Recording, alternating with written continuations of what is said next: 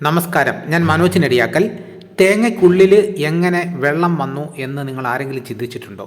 അപ്പോൾ അതെങ്ങനെയാണെന്ന് ഇന്ന് ഞാൻ ഈ വീഡിയോയിലൂടെ പറയുകയാണ്. കൗതുകം തന്നെ, തേങ്ങയ്ക്കുള്ളിൽ എങ്ങനെ വെള്ളം നിറഞ്ഞു. മായവും കലർപ്പുമില്ലാതെ നാം ഓരോരുത്തരും ആസ്വദിച്ച് കുടിക്കുന്ന പാനീയമാണ് കരിക്കിൻ വെള്ളം. പ്രകൃതിയിലെ ഏറ്റവും ശുദ്ധമായ പാനീയങ്ങളിലൊന്ന്. എന്നാൽ കിട്ടിയ തക്കത്തിന് കുടിച്ചു തീർക്കുകയെന്നല്ലാതെ നാം ആരെങ്കിലും പ്രകൃതിയുടെ ഈ കൗതുകത്തെക്കുറിച്ച് ചിന്തിച്ചിട്ടുണ്ടോ? എങ്ങനെയാണ് ഈ വെള്ളം തേങ്ങയ്ക്കുള്ളിൽ വന്നതെന്ന്? വെറുതെ വന്ന് നിറയുന്നതല്ല ഈ വെള്ളം. വേരുകൾ മുതൽ തെങ്ങിൻ തല വരെ വ്യാപിക്കുന്ന വളരെ സങ്കീർണമായ പ്രക്രിയയുടെ ഫലമാണിത്. എങ്ങനെയാണ് തേങ്ങയ്ക്കുള്ളിൽ വെള്ളം സംഭരിക്കപ്പെടുന്നത്? മറ്റെല്ലാ സസ്യജാലങ്ങളെ പോലെ തന്നെ തെങ്ങും വേരുകൾ വഴിയാണ് വെള്ളവും പോഷകങ്ങളും വലിച്ചെടുക്കുന്നത്. ഹൈപ്രോസ്മോട്ടിക് പ്രക്രിയയാണത്.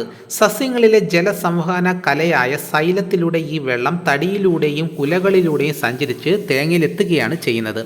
കരിക്കിൻ്റെ വളർച്ചയുടെ ആദ്യഘട്ടത്തിൽ വെള്ളം ഒരു പ്രത്യേക ദ്രാവകമായി കരിക്കിനുള്ളിൽ നിറയുന്നു. ഇത് പിന്നീട് ലിക്വിഡ് എൻഡോസ്പേം എന്ന പ്രകൃതിദത്ത ലായനിയായി മാറുന്നു. ഈ ലായനിയാണ് ഭ്രൂണത്തിൻ്റെ വളർച്ചയ്ക്ക് ആവശ്യമായ പോഷകങ്ങളും ഹോർമോണുകളും വിറ്റാമിനുകളും നൽകുന്നത്.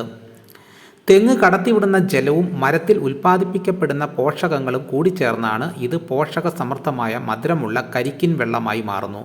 പിന്നീട് ആവശ്യമായ പോഷകങ്ങൾ സ്വീകരിച്ച് ഭ്രൂണം വളർന്ന് തേങ്ങയായി മാറുന്നു.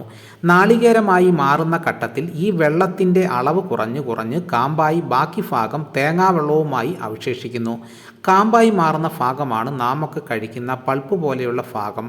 പച്ചയാണെങ്കിൽ തേങ്ങ, ഉണങ്ങിയാൽ കൊപ്ര എന്നും സാധാരണയായി പറയാറുണ്ട്. ഈ മനോഹരമായ പ്രക്രിയകളിലൂടെയാണ് നാം സ്വാദിഷ്ടത്തോടെ കുടിക്കുന്ന തെളിനീർ തേങ്ങയ്ക്കുള്ളിൽ നിറയുന്നത്. അപ്പോൾ തേങ്ങയ്ക്കുള്ളിൽ എങ്ങനെയാണ് വെള്ളം വന്നതെന്നും അപ്പോൾ ഈ തേങ്ങാ വെള്ളത്തിൻ്റെ പ്രവർത്തനങ്ങൾ എങ്ങനെയൊക്കെയാണെന്നും എല്ലാവർക്കും മനസ്സിലാക്കാണെന്ന് ഞാൻ വിശ്വസിക്കുന്നു. ഇതോടുകൂടി വീഡിയോയുടെ പൂർണ്ണമാകുന്നു.